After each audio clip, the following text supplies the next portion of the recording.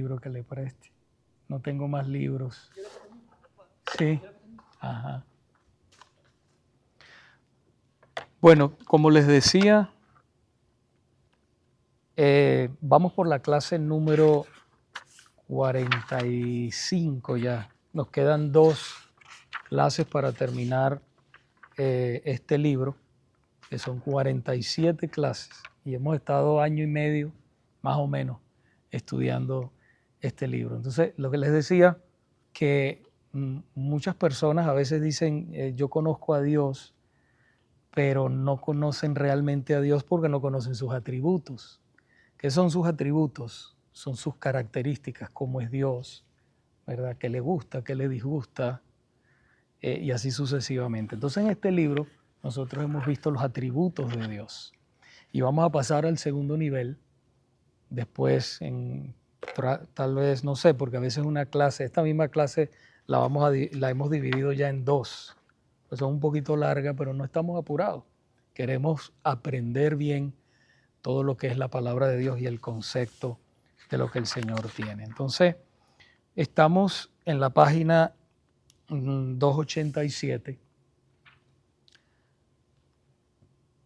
Y en esta página 287 estamos estudiando la obra salvadora del Hijo, parte 2. ¿Okay? Y a manera de introducción, porque yo sé que quedamos y no se sienta así, usted dice, bueno, yo no lo agarré desde el principio, no se preocupe, porque estas clases, este libro, mire, este libro tiene la particularidad de que este libro usted no lo puede hacer sin la Biblia. Usted tiene que tener la Biblia para poder hacer este libro. O sea, ¿qué quiero decirle? Que es bíblico totalmente. Entonces, nosotros quedamos, que estaba nuestro hermano Arnaldo dando la clase la semana pasada, y quedamos en la página 289. Yo me acuerdo que en primera de Juan 3:5, pero yo creo que lo leímos. Esa parte la leímos, ¿verdad, Arnaldo? Sí. Eso lo cubrimos. 290. 290. En el Hijo se ofreció a sí mismo voluntariamente. Exacto. Exacto. Pero a manera de introducción, vayamos un momentico a la 287 y vamos a orar primero para poner esta clase en las manos del Señor. Señor, en esta noche te damos gracias por habernos reunido como tus hijos delante de tu presencia para aprender de tu palabra. Sabemos que tu palabra es lámpara a nuestros pies y lumbrera a nuestro camino, Señor, y queremos aprender cada día más y crecer en el conocimiento tuyo.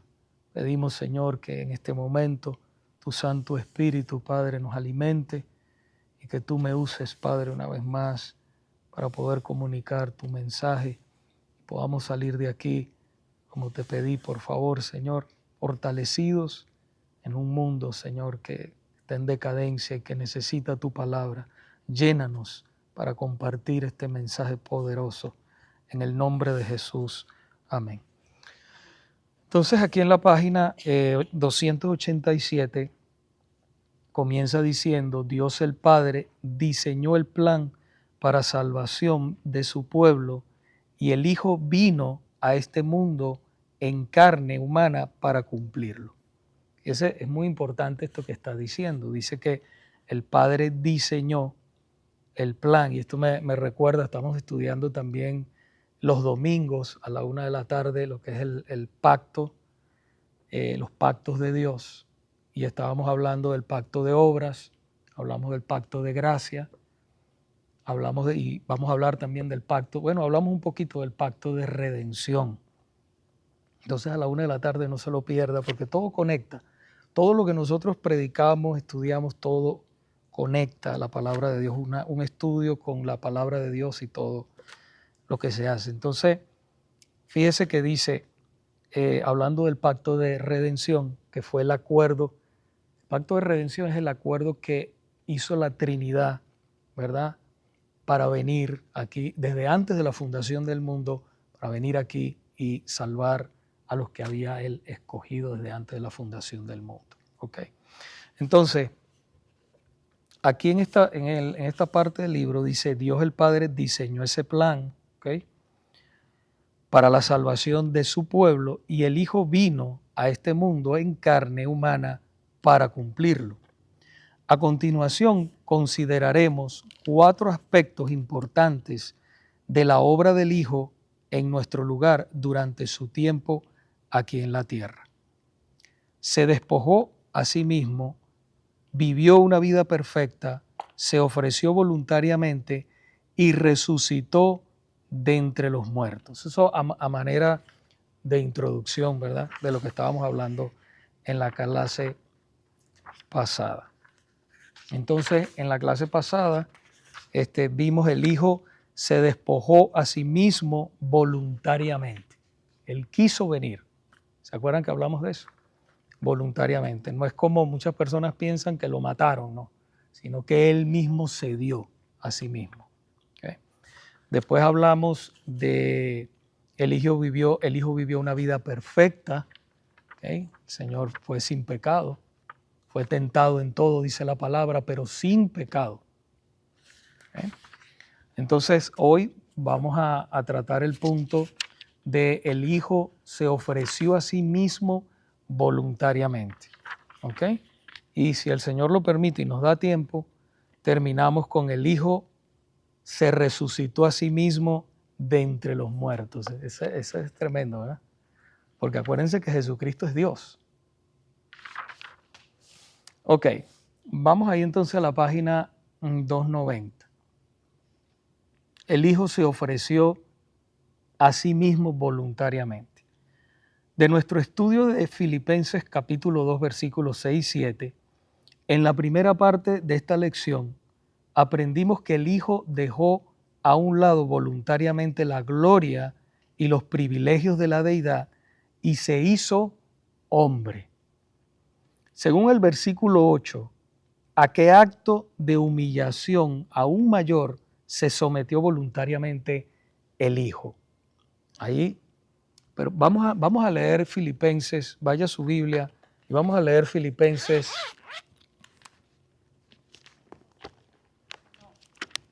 Léalo desde el 6 para entrar ahí en contexto. El cual, siendo en forma de Dios, no estimó el ser igual a Dios como cosa que aferrarse, sino que se despojó a sí mismo, tomando forma de siervo, hecho semejante a los hombres. ¿Leíste el 8? Y estando en la condición de hombre, se humilló a sí mismo, haciéndose obediente hasta la muerte y muerte de cruz. Entonces la pregunta es, ¿a qué acto de humillación aún mayor se sometió voluntariamente el Hijo?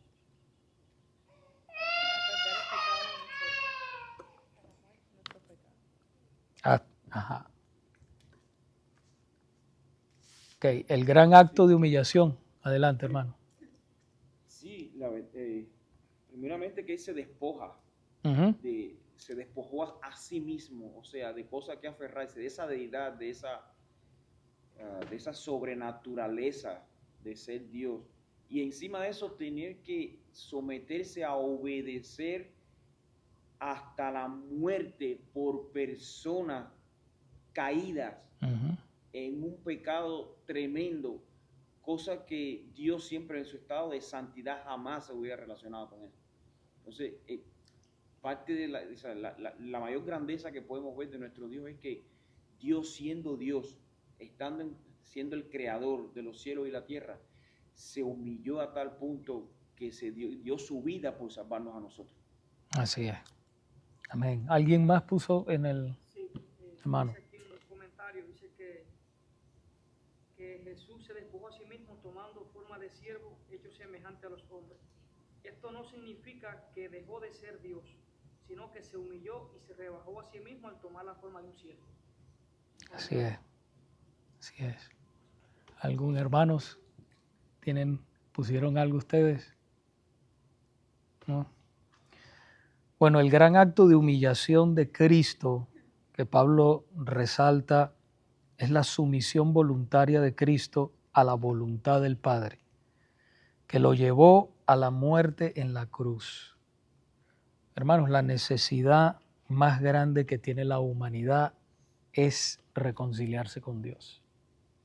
Esa es la necesidad más grande que tiene el ser humano, reconciliarse con Dios. Como hemos visto en Juan 3:36, vamos a verlo ahí un momentico. Juan 3:36, ¿qué dice? 3:36. Sí.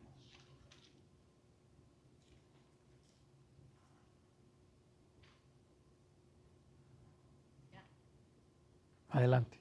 El que cree en el Hijo tiene vida eterna, pero el que rehúsa creer en el Hijo no verá la vida, sino que la ira de Dios está sobre él. La ira de Dios. Entonces ahí vemos que la necesidad más grande que tiene la humanidad es reconciliarse con Dios. Y por eso predicamos esta palabra. La Biblia dice que nosotros somos embajadores de Cristo. 2 Corintios 5, ahí lo dice, ¿verdad? Nosotros llamamos a la gente a través del Evangelio a la reconciliación con Dios. Eso es lo que estamos haciendo cada domingo por donde nos movemos cada uno de nosotros como hijos. Vengan a Cristo, reciban a Cristo. Y ese es el mensaje de salvación. Ok, vayamos al punto número 2 de ahí del libro. ¿Qué nos dice Juan capítulo 10, 17 al 18 acerca de la disposición con la que Cristo se ofreció a sí mismo por los pecados de su pueblo? ¿Qué nos dice? Por eso me ama el Padre, porque yo pongo mi vida para volverla a tomar. Nadie me la quita, sino que yo mismo la pongo. Tengo poder para ponerla y tengo poder para volverla a tomar. Este mandamiento recibí de mi Padre. Ahí podemos ver la voluntad. Cristo mismo voluntariamente se dio por su iglesia, por sus hijos. O sea, nadie lo obligó, sino que Él mismo la pone y Él mismo la vuelve a tomar.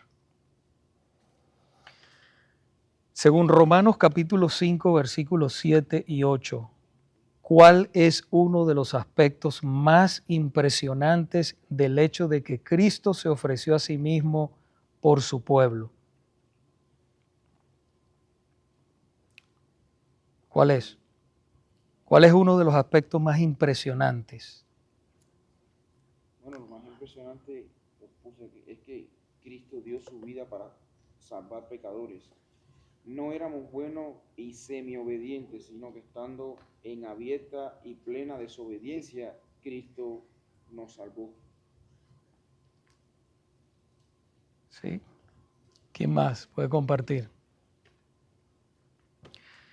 Que Dios muestra su amor para con nosotros en que siendo aún pecadores, Cristo murió por nosotros. Eso es impresionante, ¿verdad? De que aún siendo nosotros pecadores, Cristo murió por nosotros. Esto desarma hermoso. Todo el andamiaje que cualquiera pudiera tener de que, bueno, yo no era tan malo, por eso Dios me escogió. No, así que siendo aún pecadores.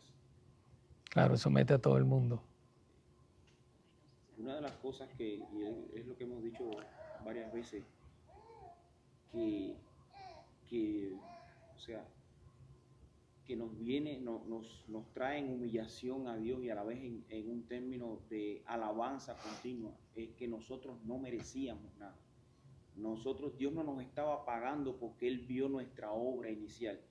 No, Dios fue toda y plenamente misericordioso con nosotros de rescatarnos de la manera inmunda en que nosotros íbamos y darnos su gracia. Así es, hermano. Veamos el punto número 4.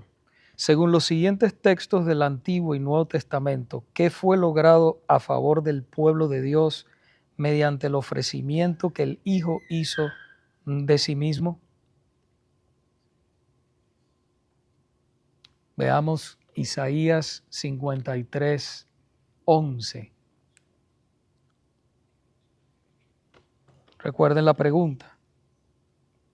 Según los siguientes textos del Antiguo y Nuevo Testamento, ¿qué fue logrado a favor del pueblo de Dios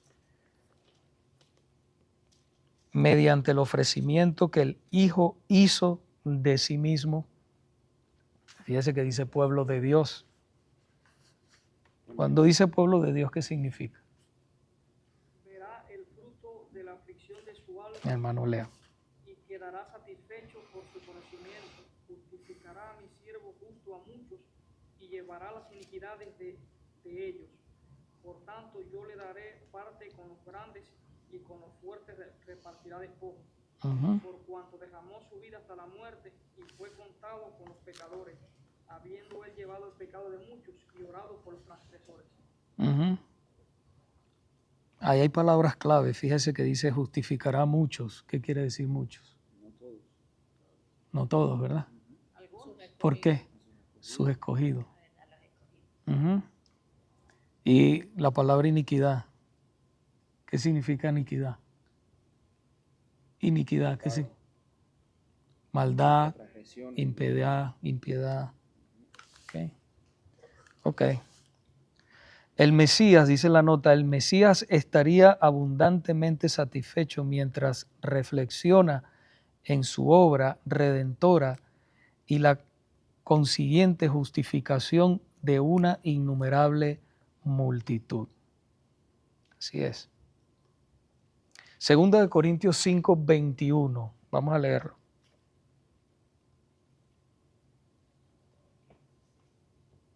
Cuando uno piensa en eso, ¿verdad? El amor de Dios es tan grande y tan profundo. Y que no es porque, como decía el hermano, somos buenos o porque yo soy de esta manera, porque yo sé que en algunos de nosotros que somos cristianos, tal vez pudiéramos pensar que había algo bueno en alguno de nosotros y que por eso Dios nos salvó, ¿verdad? Por eso es un error cuando uno a veces lo dice, yo siempre y se le sale a uno, cuando yo me convertí, pero la verdad es que es cuando Cristo te salvó. Porque si el Espíritu Santo no obra en tu corazón, si no obra el milagro de la salvación, pues tú nunca vas a responder que sí. Ahí es donde a veces la gente se confunde, pero en verdad hay una obra previa que el Espíritu Santo, ese es el llamado que el Señor hace, ¿verdad? El Espíritu Santo hace a esa persona y esa persona cuando escucha el Evangelio responde, se arrepiente.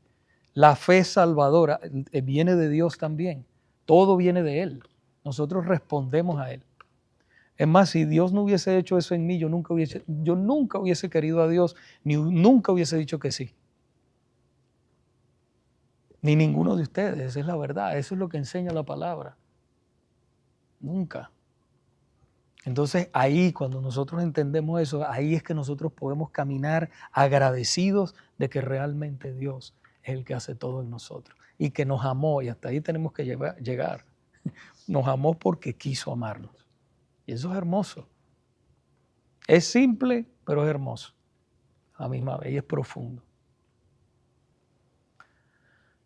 Entonces dice ahí, al que no conoció pecado, 2 Corintios 5, 21, por nosotros lo hizo pecado para que nosotros fuésemos hechos justicia de Dios en él.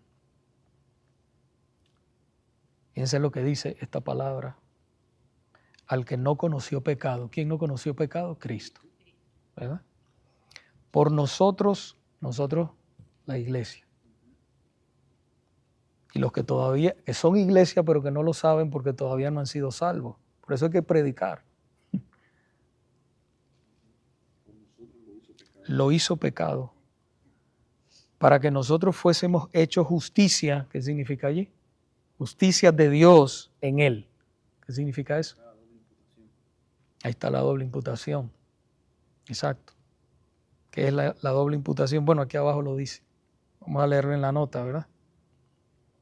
En la nota dice, porque Él fue, ¿están ahí conmigo? Él fue hecho pecado en nuestro lugar. Nosotros hemos sido hechos justicia de Dios en Él. Nuestro pecado fue imputado al Hijo, lo que iba a decir el hermano. ¿Qué quiere decir imputado? Transferido. Hubo una transferencia, la doble transferencia. Fue imputado al Hijo, nuestro pecado. Y Él llevó la ira de Dios en nuestro lugar. Cristo llevó la ira de Dios. Todo lo que venía encima de nosotros, ¿verdad?, fue sobre el Hijo en nuestro lugar. Su justicia nos fue imputada y ante Dios estamos, hablando de presente, ¿verdad?, estamos sin mancha y somos completamente aceptados. No es que Dios te acepte un poquito, no. La palabra del Señor dice que la sangre de Jesucristo nos limpia de todo pecado. No importa lo que usted haya hecho. Es que la sangre de Jesucristo nos limpia de todo pecado. Ahora Dios nos ve a través de Cristo y somos santos. Y usted puede decir, pastor, pero es que hoy no me siento tan santo. Pero no es eso, es que usted está en una posición de santidad. Claro, el Señor quiere que usted sea santo, ¿verdad?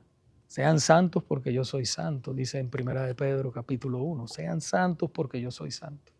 Pero no todos los días de verdad somos santos. Ahora, el que es nacido de Dios no practica el pecado porque la simiente de Dios permanece en él y no puede pecar porque es nacido de Dios. 1 de Juan capítulo 3, versículo 8, 9, todo eso por ahí. Pero fíjese que dice, no practica el pecado. Ahí está la palabra clave. Porque la simiente es la presencia de Dios, permanece en él. Cuando usted no tenía la simiente de Dios, la presencia de Dios en usted, el Espíritu de Dios, usted pecaba deliberadamente y ni le dolía ni le importaba. Decía malas palabras, tal vez robaba, no sé, cada uno algún pecado diferente. Pero ahora que el Señor lo salvó o la salvó, a usted le duele pecar. Porque la simiente de Dios permanece. Y hay una lucha entre esas dos naturalezas, la carne y el nuevo hombre, o la nueva mujer, la nueva creación, mejor dicho. ¿Ves? Pero entonces usted es santo, diga hermano. Cuando leemos nosotros la culpabilidad del hombre, lo único que nos deja ahí es que lo peor que le puede suceder al hombre es que Dios los deje en la supuesta libertad que dice que el hombre que está sin Dios. Y lo que encontramos es que dice, cuando Dios dice, pues yo los entregué a las pasiones vergonzosas, dice, a todo lo que supuestamente hoy llamamos libertad sin Dios. Uh-huh. Resulta ser que eso es lo peor que le puede suceder al hombre. A una mente reprobada. Una mente reprobada, a hacer cosas que no convienen. Uh-huh. Una lista de cosas tremendas. Uh-huh. Así es. ¿Algún comentario, pregunta? ¿No? Seguimos. En Hebreos 10:10. Ajá. Adelante, diga. Por voluntad somos santificados mediante la ofrenda del cuerpo de Jesucristo, hecha una vez para siempre. Uh-huh. Sí, en otras palabras, es decir, cuya voluntad, la voluntad de Dios. Somos santificados. Uh-huh. El sacrificio de Cristo fue definitivo. Ya no tenemos que, como en el Antiguo Testamento se hacía, sacrificar animales para el perdón del pecado. Cristo fue la ofrenda que se dio una sola vez y para siempre. Estamos bajo un mejor pacto, el pacto de gracia, el nuevo pacto. Hay un comercial en la televisión que habla acerca de la señal de internet y hay un muchacho que dice, ¿qué momento nos tocó vivir? Como diciendo, wow, qué bueno que tenemos. Bueno, ¿qué momento nos ha tocado vivir? Que nosotros ya no esperamos la promesa. Ya la promesa fue cumplida en Cristo. Estamos bajo la gracia. Entonces sí que pone en nosotros su Espíritu Santo. O sea, estamos en la mejor etapa del pacto. Exacto.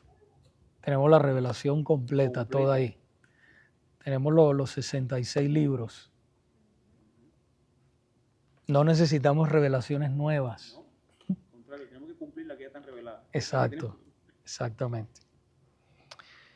Ok, entonces en la nota dice, la palabra santificados traduce el vocablo griego agiazo, el cual significa hacer santo o consagrar. En este contexto, no se está refiriendo a un proceso continuo de santificación, el crecimiento en semejanza a Cristo en la vida del creyente. Porque eso es lo que es. O sea, cuando el Señor nos salva, comienza ese proceso de santificación. Y ese es un proceso que tarda toda la vida, ¿verdad? Hasta que lleguemos a la glorificación. Pero no está hablando de eso en este momento. Está hablando, sino al estatus que tiene el creyente de haber sido apartado o santificado en Cristo. Por eso somos santos, hemos sido apartados para Él, lo cual es un hecho consumado. El creyente ha sido hecho santo ante Dios por medio del sacrificio de Cristo ofrecido una vez y para siempre. Así usted no quiere ser santo, es. Hay hermanos que, no me digas, tú le dices, usted es santo, nos hemos reunido los santos y se siente así mal. Le dice, no, es que eres santo. Lo que pasa es que no lo comprendes. Mira, la palabra dice esto y esto. Ah, ok. Ya. Ahora, Dios quiere que seas santo, ¿verdad? Que se manifiesten las obras del Espíritu en ti. ¿Sí? Vamos a 1 de Pedro capítulo 3, versículo 18. ¿Qué dice? Alguien que no haya leído. Hermano, ¿usted quiere leer? Ok, adelante.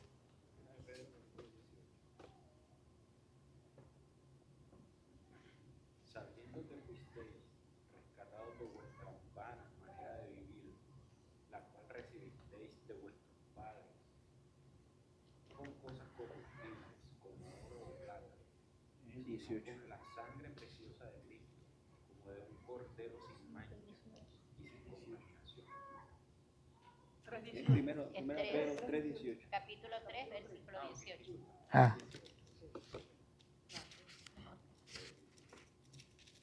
Porque también Cristo padeció una sola vez por los pecados, el justo por los injustos, para llevarnos a Dios, siendo a la verdad muerto en la carne, pero vivificado en espíritu. Hermoso. Así es. Gracias. Hermanos, pasamos al punto número 4 de esta lección. El Hijo se resucitó a sí mismo entre los muertos, de entre los muertos. En la lección 43, si ustedes se acuerdan, la lección 43 aprendimos que el Padre resucitó a su Hijo de entre los muertos. Sin embargo, debemos entender que las Escrituras enseñan, además, que la resurrección fue también obra del Hijo. O sea, el Padre lo resucitó, ¿verdad? Pero también fue obra del Hijo. Y vamos a ver por qué. Él venció la muerte por su propio poder y autoridad. Las implicaciones de esta verdad son de gran alcance. Su poder para resucitarse a sí mismo demuestra su poder para resucitar a su pueblo. Wow. En el punto número 1 dice, ¿qué nos enseñan los siguientes textos acerca de la verdad declarada en el párrafo anterior? Que la resurrección del Hijo no solo fue una obra del Padre, sino también del Hijo. Te va a ver qué hermoso estas escrituras. El Evangelio de Juan, capítulo 2, versículos 18 al 21. Vamos a leerlo.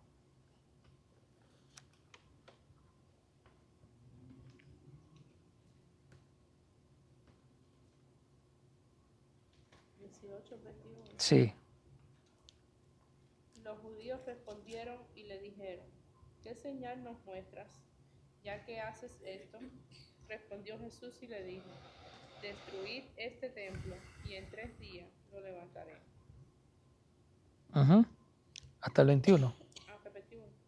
Dijeron luego los judíos, en 46 años fue edificado este templo, y tú en 3 días lo levantarás. Mas él hablaba del templo de su cuerpo. Por tanto, cuando resucitó de entre los muertos, sus discípulos se acordaron que había dicho esto y creyeron la escritura y la palabra que Jesús le había dicho. Ok, vamos a contestar esa pregunta. ¿Qué nos enseña este texto en particular acerca de la verdad declarada en el párrafo anterior? Que la resurrección del Hijo no solo fue una obra del Padre, sino también del Hijo. Vamos a ver el versículo clave ahí, el 21 y el 19, ¿verdad? Leámoslos ahí a ver. Respondió Jesús y le dijo: destruid este templo y en 3 días lo levantaré. ¿De qué él hablaba, hermana? De él singular, que lo levantaré. Que él mismo se iba a resucitar. Él mismo lo... Exacto, muy bien. ¿Y el 19? Igual él hablaba de su cuerpo, del de Uh-huh. Exacto. Destruir este templo y en 3 días lo levantaré. Habló él, lo levantaré. Se está hablando de él. Ahora veamos Juan capítulo 10, 17 y 18.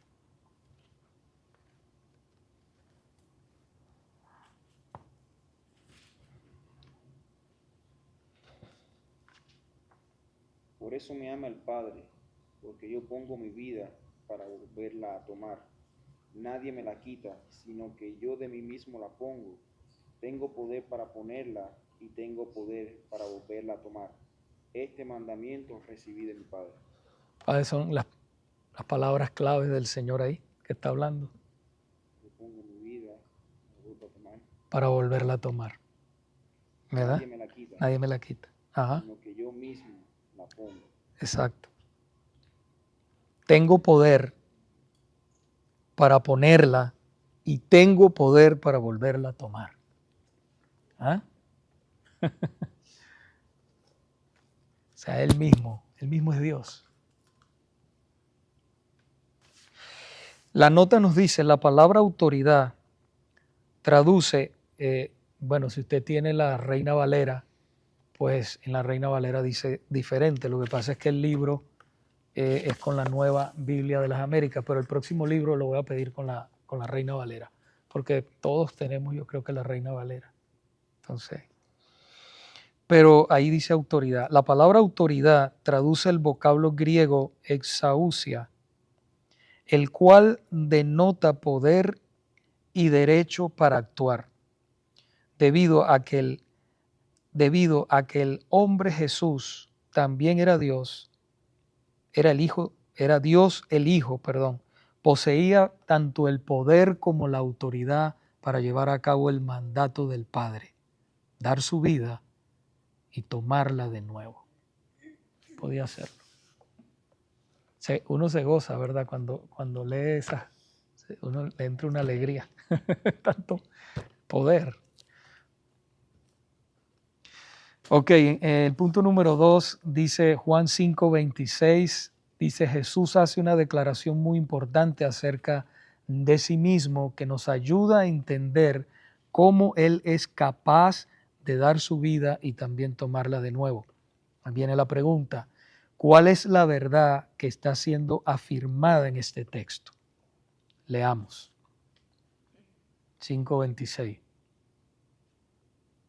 Porque como el Padre tiene vida en sí mismo, así también ha dado al Hijo el tener vida en sí mismo. Uh-huh. Ok. Yo siempre pregunto ahí la frase clave. El Padre tiene vida en sí mismo, así como el Hijo. Tiene vida en sí mismo. El Hijo es autoexistente también, ¿verdad? Igual que el Padre, porque es Dios.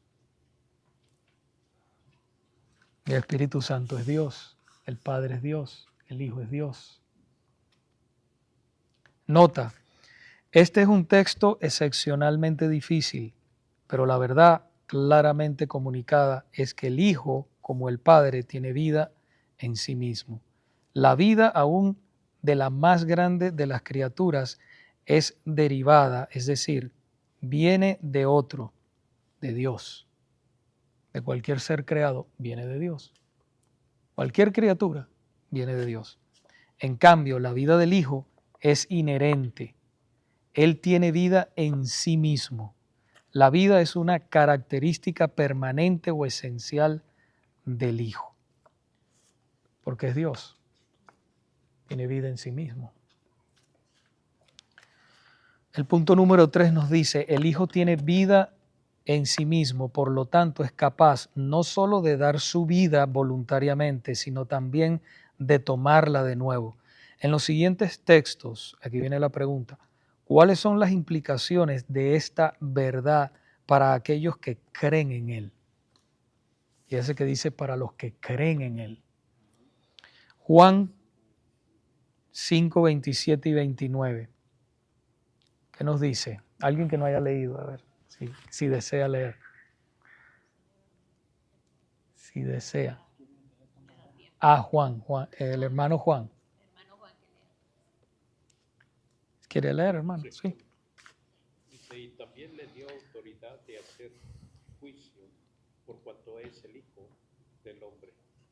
No os maravilléis de esto, porque vendrá hora cuando todos los que están en los sepulcros oirán su voz.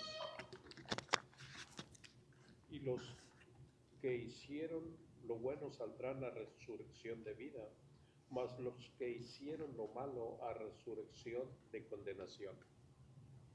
Uh-huh. Entonces la pregunta, ¿cuáles son las implicaciones de esta verdad para aquellos que creen en Él? ¿Cuál es? Resurrección para vida. Resurrección para vida. ¿Y qué pasará para los demás? Resurrección para condenación. Para condenación, correcto. Muy bien. En Juan 11, 25, 26 podemos ver eso. Vamos a ver cómo Jesucristo es la resurrección y la vida. Dice Jesús, yo soy la resurrección. Bueno, alguien que lo lea, también para dar oportunidad. La hermana no ha leído. ¿Él quiere leer, hermana? El que desee, no es obligado, hermano, no se preocupe.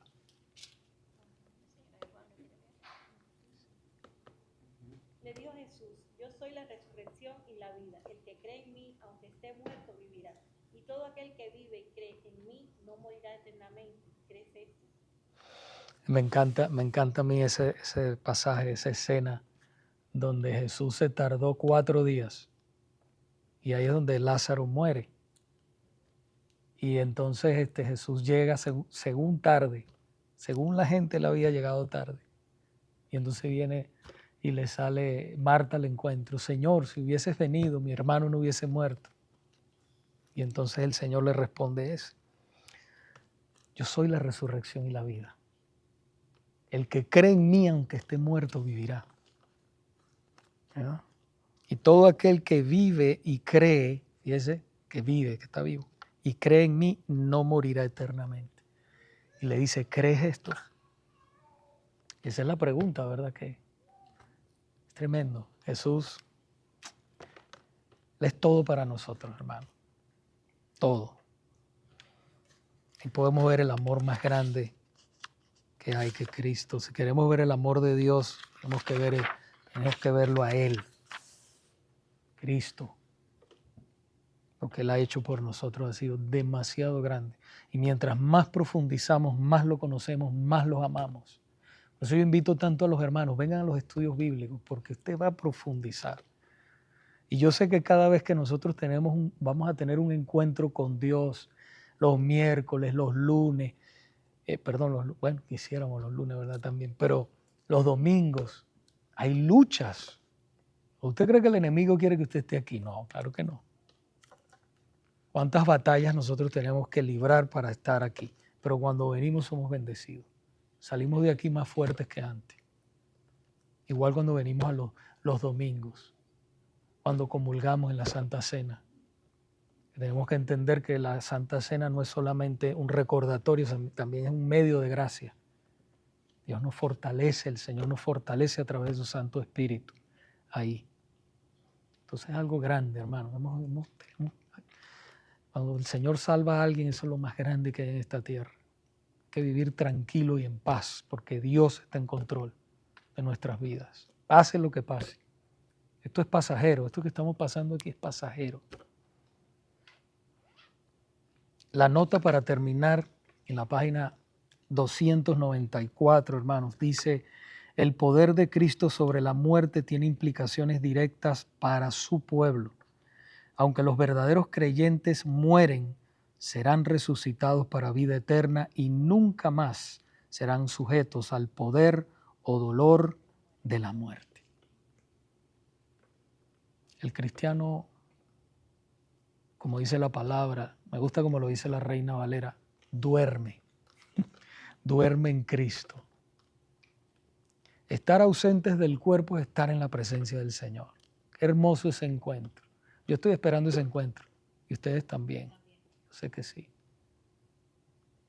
Estamos esperando. Amén.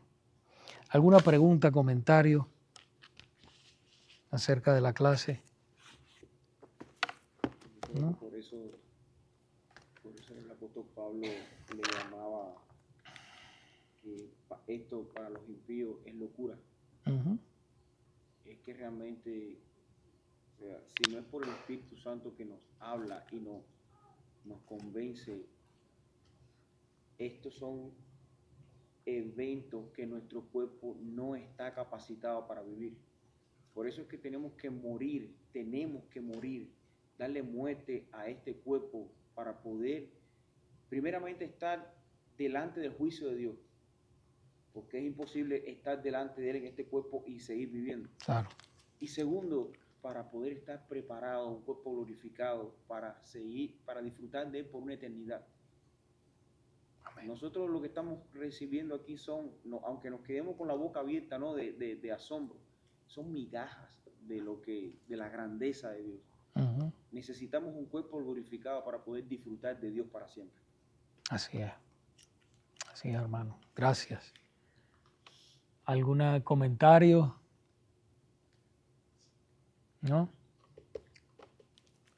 ¿Preguntas? ¿No?